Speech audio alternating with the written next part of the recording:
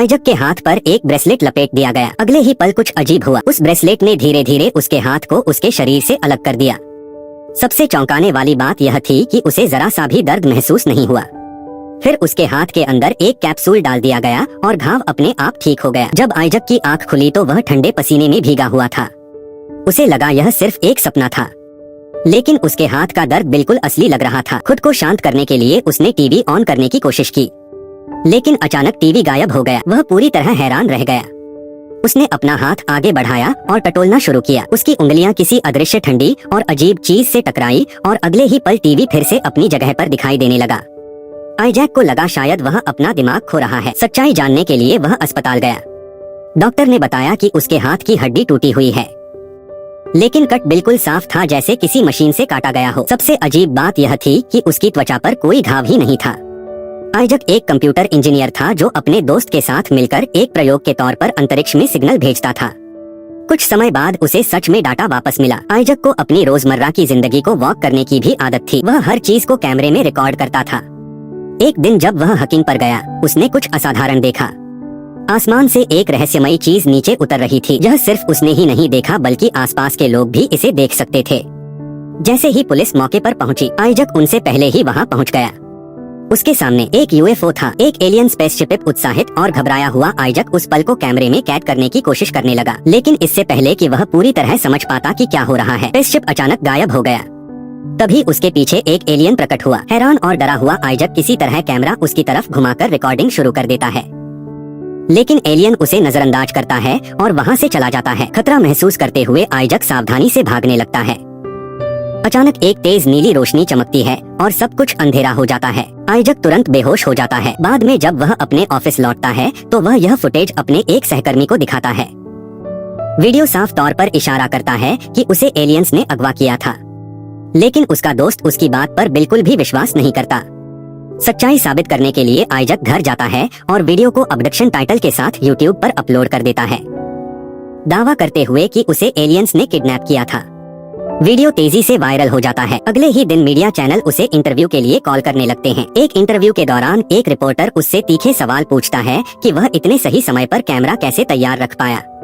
Isaac घबरा जाता है और ठीक से जवाब नहीं दे पाता। रिपोर्टर उसकी कहानी को झूठा करार देकर इंटरव्यू खत्म कर देता है। जल्द ही न्यूज चैनल्स यह दिखाने लगते हैं कि आइजैक ने सिर्फ फेम पाने के लिए यह सब फेक किया है।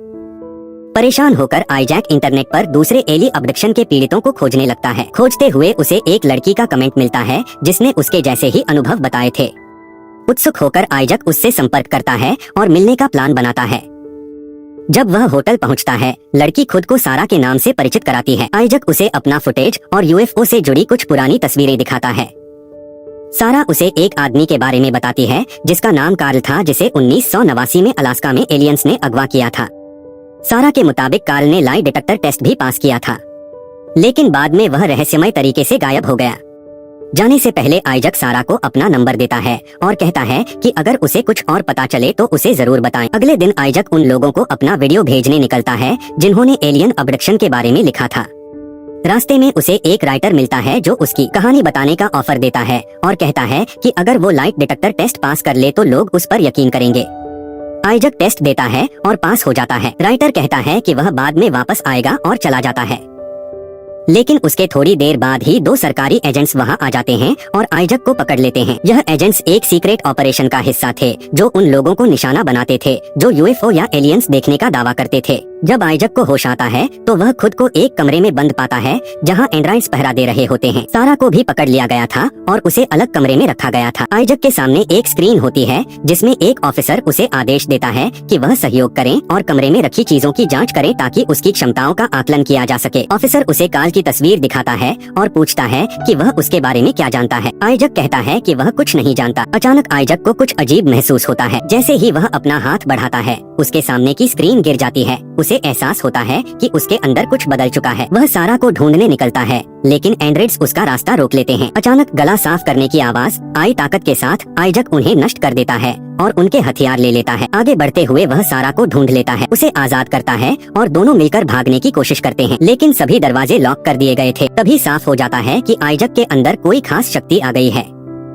उसी शक्ति का इस्तेमाल करके वह दरवाजा खोल देता है और सारा के साथ वहाँ से निकल जाता है, यहाँ तक कि पीछे से दरवाजा भी बंद कर देता है। उधर ऑफिसर अपनी टीम को बताता है कि आइजक और सारा काल की तरफ बढ़ रहे हैं। सच जानने के लिए वह उनके पीछे और एंड्रॉइड्स भेज देता है। भागने के बाद आइजक और सारा एक गाँव में पहुँचते हैं। वे एक छोटे से रेस्टोरेंट में शरण लेते हैं। आइजक सारा से कहता है कि अगर उसे इंटरनेट मिल जाए तो वह काल की लोकेशन ट्रेस कर सकता है। वह एक स्थानीय लड़की से पूछता है कि क्या उसे किसी ऐसे व्यक्ति के बारे में पता है जिसके पास कंप्यूटर या इंटरनेट हो। लड़की उन्हें एक हैकर का पता देती है। उम्मीद के साथ वे हैकर के पास पहुंचते हैं, लेकिन तभी एंड्रॉइड्स फिर से उनका पीछा करते हुए वहां आ जाते हैं और उन्हें फिर से भागना पड़ता है। हैकर एक चौंकाने वाला सच बताता है, जो लोग उनका पीछा कर रहे हैं वे एक सीक्रेट ऑर्गेनाइजेशन से जुड़े हैं जो यूनाइटेड नेशंस के अंदर काम करता है और जमीन के नीचे रहकर सब कुछ मॉनिटर करता है। वह बताता है कि उसे इसके बारे में इसलिए पता है क्योंकि उसने एक बार उनके सिस्टम को हैक किया था। आइजक तुरंत उससे काल की लोकेशन पता लगाने के लिए कहता है। हैकर अपने लैपटॉप और इंटरनेट की मदद से कार्ल को ट्रेस कर लेता है जो कनाडा में छिपा हुआ था। बिना समय गवाए हैकर एक वीडियो कॉल शुरू करता है। जब कार्ल स्क्रीन पर आता है तो आइजक उसे पूरी कहानी बताता है। अंतरिक्ष में सिग्नल भेजने से लेकर रहस्यमयी जवाब मिलने तक आइजक अब भी शक में था और सोच रहा था कि शायद यह सिर्फ एक गड़बड़ी हो सकती है, लेकिन कार्ल इसे गंभीरता से लेता है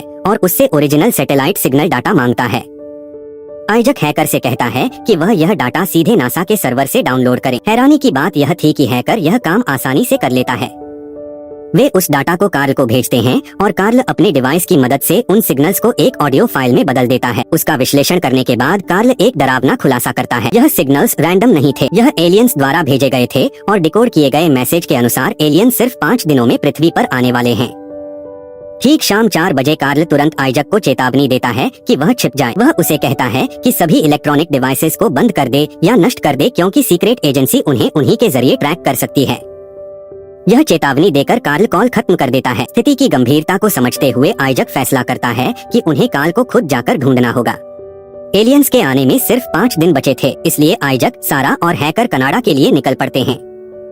वहीं दूसरी तरफ उनका पीछा कर रहा ऑफिसर भी उनकी मंजिल का पता लगा लेता है। पूरी रात सफर करने के बाद वे अगले दिन कनाडा पहुंच जाते हैं। कार को ढूंढते हुए वे एक ट्रेन में सवार होते हैं, लेकिन एंड्रॉइड्स अब भी उनका पीछा कर रहे होते हैं और रेलवे ट्रैक के साथ साथ आगे बढ़ रहे होते हैं। हैकर जल्दी से आइजक और सारा को मास्क देता है और बताता है कि एंड्रॉइड्स उन्हें फेस रिकॉग्निशन से पहचान सकते हैं। मास्क पहनकर वे चुपचाप बैठ जाते हैं। तभी एंड्रॉइड्स ट्रेन में घुसकर यात्रियों को स्कैन करना शुरू कर देते हैं। उनमें से एक एंड्रॉइड को आइजक पर शक हो जाता है और वह गोली चलाने की तैयारी करता है, लेकिन आखिरी पल में वे वहां से बच निकलते हैं। बचने के लिए आइजक और सारा एक खतरनाक कदम उठाते हैं। वे ट्रेन के बाहर चढ़ जाते हैं और पकड़ से बचने के लिए उल्टे लटक कर सफर करने लगते हैं। हैकर ट्रेन के दरवाजे के पास छिप जाता है। एक एंड्र ट्रेन के ऊपर चढ़कर आइजक का पीछा करने की कोशिश करता है, लेकिन संतुलन खोकर नीचे गिर जाता है। दूसरा एंड्र उनका पीछा करने आता है, लेकिन हैकर उसे धक्का देकर ट्रेन से नीचे गिरा देता है, जिससे वे बच जाते हैं। आखिरकार वे कार्ल के केबिन तक पहुंच जाते हैं। कैमरे से उन्हें देखते हुए कार्ल सावधानी से बंदूक लेकर बाहर आता है। उनकी पहचान पक्की करने के बाद वह उन्हें अंदर आने देता है और बताता है कि सीक्रेट एजेंसी उनका पीछा कर रही है। फिर कार्ल उनके हाथों में कुछ अजीब डिवाइस बांधता है और खुलासा करता है कि एलियंस ने उनके अपहरण के दौरान उनके हाथों में ट्रैकर्स लगा दिए थे। यही ट्रैकर्स एजेंसी को उन्हें ट्रैक करने में मदद कर रहे थे। जैसे ही कार्ल उन ट्रैकर्स को निष्क्रिय करता है, ऑफिसर अचानक उनका सिग्नल खो देता है। कार्ल उन्हें सुरक्षित जगह की ओर ले जाते हुए बताता है कि वह पिछले 20 सालों से इस घटना पर रिसर्च कर रहा है। उसने एक ऐसा डिवाइस भी बनाया है जो किसी भी सिग्नल को ऑडियो में बदल सकता है। वह बताता है कि उसने भी एक बार अंतरिक्ष में सिग्नल भेजा था और जवाब मिला था, लेकिन वह आइजक के सिग्नल जितना मजबूत या साफ नहीं था। जल्द ही वह पल आ जाता है। स्पेसशिप के आने से कुछ मिनट पहले कार्ल के केबिन के आसपास अजीब और डरावनी आवाजें गूंजने लगती है। कुछ असामान्य महसूस करते हुए आइजक बाहर जाकर जांच करने का फैसला करता है। पास के जंगल में वह उस आवाज के स्रोत को ढूंढने लगता है। अचानक एक एलियन प्रकट होता है और उसका पीछा करने लगता है। डर और बेबसी में आइजक चिल्लाता है, तुम मुझसे क्या चाहते हो? और तभी दृश्य काला हो जाता है। कुछ ही पलों बाद आइजक फिर से केबिन के अंदर होता है, लेकिन इस बार एलियन भी उनके साथ होता है। कार्ल अपने डिवाइस की मदद से एलियन की भाषा को समझने लायक बना देता है। एलियन अपना असली मकसद बताता है। वे इंसानों का अध्ययन करना चाहते हैं। वे जानना चाहते हैं कि इंसान कैसे जीते हैं, कैसे सरवाइव करते हैं और पृथ्वी दूसरे ग्रहों से इतनी अलग क्यों है। बात करते हुए एलियन उन्हें कई विजन दिखाता है और इंसानी इतिहास से जुड़े सवाल पूछता है। एक विजन में वे यीशु मसीह को देखते हैं। आइजक उसे बताता है कि वे कौन है। एलियन जवाब देता है कि वे पहले से ही उनके बारे में जानते हैं और उन्हें ब्रह्मांड का एक खास और महत्वपूर्ण व्यक्ति मानते हैं। फिर आता है सबसे चौंकाने वाला खुलासा। एलियन कहता है कि आइजक ही उनके सभी सवालों का जवाब है। इसी बीच सारा अपने हाथ में दर्द की शिकायत करती है जो उसे अपहरण के बाद से हो रहा था। एलियन बताता है कि उन्होंने आइजक और सारा दोनों के हाथों में ट्रैकर्स लगाए थे। इसे साबित करने के लिए वह सारा के हाथ पर एक डिवाइस रखता है। उसका हाथ बिना दर्द के खुल जाता है।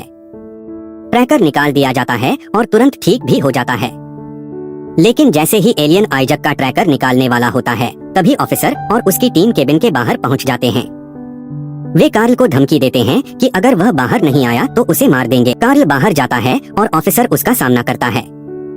पता चलता है कि कई साल पहले एक घटना के दौरान ऑफिसर का पिता गायब हो गया था और वह कार्ल को इसके लिए जिम्मेदार मानता है। कार्ल इनकार करता है, लेकिन ऑफिसर उस पर विश्वास नहीं करता और उसे गोली मार देता है। यह देखकर सारा बाहर दौड़कर आती है, जिससे उनकी मौजूदगी का खुलासा हो जाता है। ऑफिसर समझ जाता है कि आइजैक अंदर है और धमकी देता है कि अगर उसने सरेंडर नहीं किया तो वह सारा को मार देगा। जब आइजैक हिचकिचाता है तो ऑफिसर बेरहमी से सारा को गोली मार देता है। उसी पल आइजक का ट्रैकर आखिरकार निकाल दिया जाता है। एलियन उसे अपनी टेलीकिनेटिक शक्तियों का इस्तेमाल करने के लिए कहता है। भावनाओं और शक्ति के एक विस्फोट में आइजैक एक्शन लेता है। सबसे पहले वह हैकर को खतरनाक लेजर अटैक से ठीक पहले टेलीपोर्ट करके बचा लेता है। फिर बाहर जाकर वह अपनी शक्तियों से ऑफिसर और उसकी पूरी टीम को पल भर में गायब कर देता है। हैकर यह सब देखकर हैरान रह जाता है। उसे समझ ही नहीं आता कि अभी क्या हुआ। इसी बीच एलियन कार्ल और सारा दोनों को फिर से जिंदा कर देता है। वह उन्हें अपने स्पेसशिप में ले जाता है और एक सुरक्षित जगह पर पहुंचा देता है। फिर 6 महीने आगे बढ़ती है। अब आइजक और सारा शांति से रह रहे हैं और आइजक अपनी टेलीकिनेटिक शक्तियों को और बेहतर तरीके से सीख रहा है। कार्ल और हैकर ने मिलकर अपनी एक सीक्रेट ऑर्गेनाइजेशन बना ली है जो छिपकर काम करती है। जहां तक ऑफिसर की बात है, उसे बिना सबूत कार्ल और सारा को मारने के कारण उसकी पोस्ट से हटा दिया गया और उसे यह भी नहीं पता कि दोनों अभी जिंदा है। अंत में कार्ल अपनी खुशी और आभार व्यक्त करता है।